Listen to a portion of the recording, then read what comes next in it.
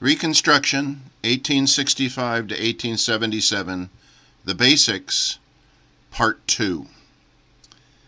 In the first part of this lecture on the basics of Reconstruction, we left off with Vice President Andrew Johnson ascending to the presidency upon the assassination of Abraham Lincoln.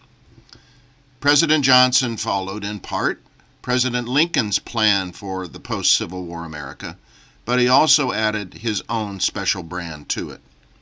Following the assassination of Abraham Lincoln, Congress was not in session, and Johnson governments were formed in the former Confederate states in the South by state conventions which drew new constitutions providing for loyal white supremacist regimes, and amnesty for all former Confederate officers and some wealthy planters. The states of North Carolina, Mississippi, Georgia, Texas, Alabama, South Carolina, and Florida all established what were called Johnson governments.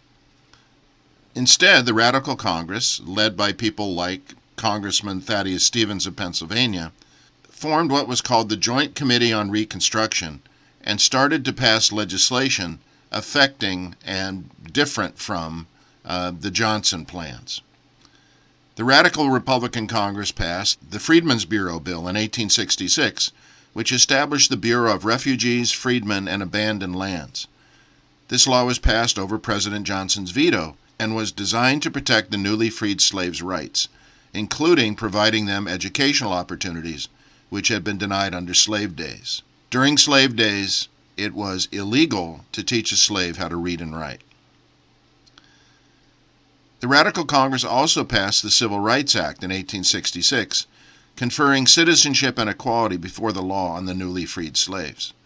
But this was just a law, and there were those who felt that something stronger needed to be passed, specifically a constitutional amendment. So what became the 14th Amendment to the Constitution was proposed at this time. In 1866, congressional elections solidified radical Republican control, and as a result, they started to pass more Reconstruction laws. Most notably were the three Reconstruction Acts passed from March to July 1867. One of these was the Military Reconstruction Act, which divided the 10 unreconstructed states. Tennessee had been reconstructed earlier in 1866. It divided the 10 unreconstructed states into 5 military districts, each commanded by a major general. The Radical Congress also passed the Command of the Army Act, which took away from President Johnson his constitutional responsibility as commander-in-chief and said that all orders to the military had to go through and be approved by the commanding general of the United States Army, who was Ulysses S. Grant. And finally, the third Reconstruction Act was the Tenure of Office Act, which took away the president's independent ability to appoint and fire members of his cabinet.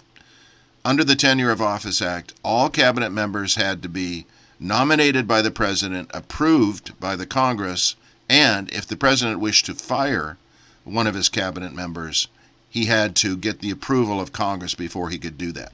This was contrary to everything that had taken place before in terms of executive authority.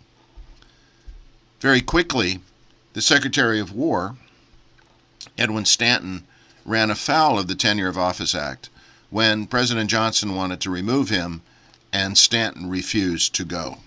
President Johnson ended up physically removing the Secretary of War, Edwin Stanton, with office without senatorial consent in violation of the Tenure of Office Act, which was designed to limit presidential authority to hire and fire his cabinet.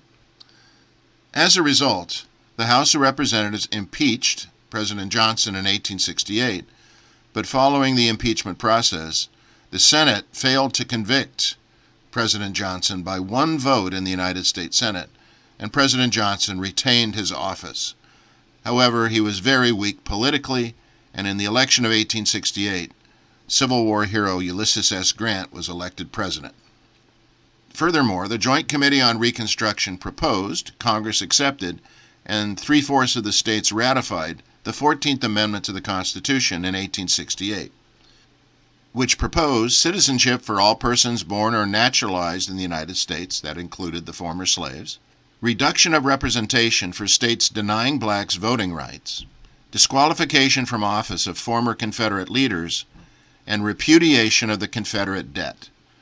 What the 14th Amendment said to the Southern states was, whatever debts you ran up during the Civil War, we will not, as the federal government, pay them off. You are responsible for your own state debt. The 15th Amendment was ratified in 1870, which provided voting rights to black males. This led to, in the Reconstruction South, the election of many black elected officials, something that only lasted for a few years until white supremacist governments took over the South and black elected officials were removed from office. It took decades before black elected officials started to be routinely elected in the South following this short-lived period. There were black elected officials during Reconstruction. There were judges, there were state legislators, there were local officials, members of the United States Senate, and the United States House. This is Hiram Revels. He was the first African American elected to the United States Senate, and he was followed soon afterwards by Blanche Bruce, who was the second African American elected to the Senate. There was not another black American elected to the Senate for nearly 100 years.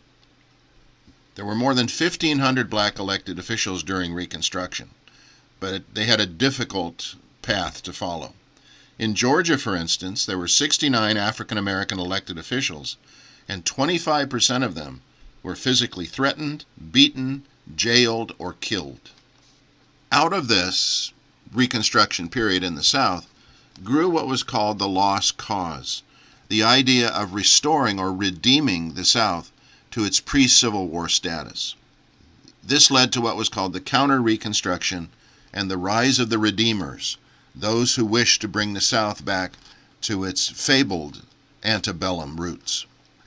As a result of voting rights for black males being guaranteed by the 15th Amendment, there started to be voting rights abuses, a series of actions that made it difficult for blacks to register and vote, and also, although blacks were the primary target, also for poor whites to find it difficult to register to vote. There was a series of actions and abuses that were taken during this time period. One was literacy tests, in which individuals, targeted individuals such as African Americans, had to pass a literacy test to prove that they were qualified to vote. Oftentimes these literacy tests had what was called a grandfather clause attached. For illiterate whites, if your grandfather was eligible to vote, you could vote, whether you were illiterate or not. But for African Americans, if your grandfather was ineligible to vote, you could not vote, whether or not you were otherwise qualified or even if you passed the literacy test. Chances were excellent that African American eligible voters had grandfathers who were slaves, who could not vote and were illiterate, and as a result, because of their grandfather being unable to vote, eligible voters were ineligible to vote as a result. There was also what was called the multiple ballot box, in which African Americans could vote, but when they left the voting booth, they faced a whole series of ballot boxes, only one of which was the official ballot box. In South Carolina, they had 8 ballot boxes. They had a law, it's called the 8-box law. And the ballot had to be placed in the correct box of the 8 available. The ballot could be rejected for any reason by election officials. The ballot boxes were unlocked. Sometimes they were made of glass, so you could peer in and see how an individual had voted. This remained in place until the 1970s. There was also the poll tax, in which an eligible voter, in order to vote, had to pay a tax, a fee, for a period of years before they could actually physically vote.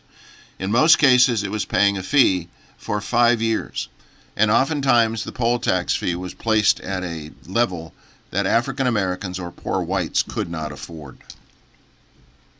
There was also, as a result of Reconstruction, the development of 2 groups who were known as carpetbaggers and scalawags. Carpetbaggers were Northerners who came south during Reconstruction to work for the government or, in the eyes of Southerners, take advantage of the situation in the South. Scalawags were Southerners who supported the Reconstruction policies and were viewed in a very negative light by many white Southerners.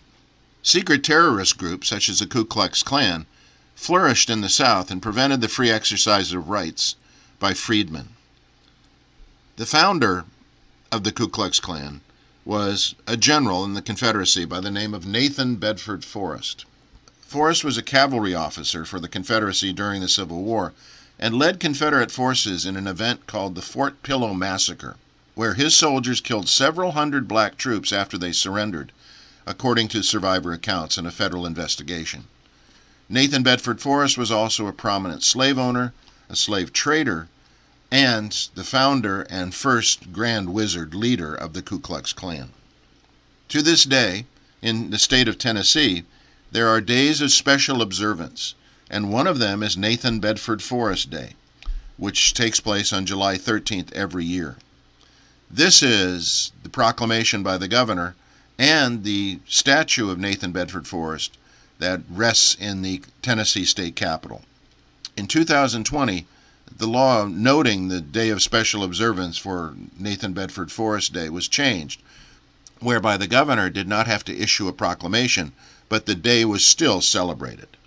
Reconstruction ended as white rule was restored throughout the South by a number of actions, one of which was in 1872. It was called the General Amnesty Act, which removed all political limitations or disabilities from former Confederates. They could now run for office, and with the intimidation of the Ku Klux Klan and voter suppression, ultimately Southern states became white supremacist, white-dominated governments. The other event was the Compromise of 1877, which related to the disputed presidential election of 1876. In that presidential election, the two candidates were Rutherford Hayes, the Republican, and Samuel Tilden, the Democrat. When the election took place, both sides, Democrat and Republican, claimed fraud and disputed the election results. The election was ultimately decided by the courts, and the Republican, Rutherford Hayes, was chosen as president. As part of the compromise that led to Hayes becoming president of the United States, Hayes agreed to end Reconstruction as federal policy and remove any Army troops that were still placed in the South. The Compromise of 1877 was the event that ended Reconstruction, but it did not end the legacy of Reconstruction. The most pernicious legacy of Reconstruction were what were called the Jim Crow laws. The Jim Crow laws were so named as the result of a very popular theater character who was originated by the actor Thomas Dartmouth Rice, who was a white man portraying a black man. Rice, wearing blackface, presented a racist depiction of African Americans and their culture. And Rice based his character, he said, on a folk legend and a popular song called Jump Jim Crow. The name Jim Crow stuck for these laws that were restrictive toward the African American population. The historian Michelle Alexander expressed it well in her book, The New Jim Crow. She wrote this about the Jim Crow laws, quote, "By the turn of the 20th century, every state in the South had laws on the books that disenfranchised blacks and discriminated against them in virtually every sphere of life, lending sanction to a racial ostracism that extended to schools, churches, housing, jobs, restrooms, hotels, restaurants, hospitals, orphanages, prisons, funeral homes, morgues, and cemeteries. Politicians competed with each other by proposing and passing ever more stringent, oppressive, and downright ridiculous legislation, such as laws specifically prohibiting blacks and whites from playing chess together." Unquote. The Jim Crow laws remained in place and were a feature of the American South through the 1970s.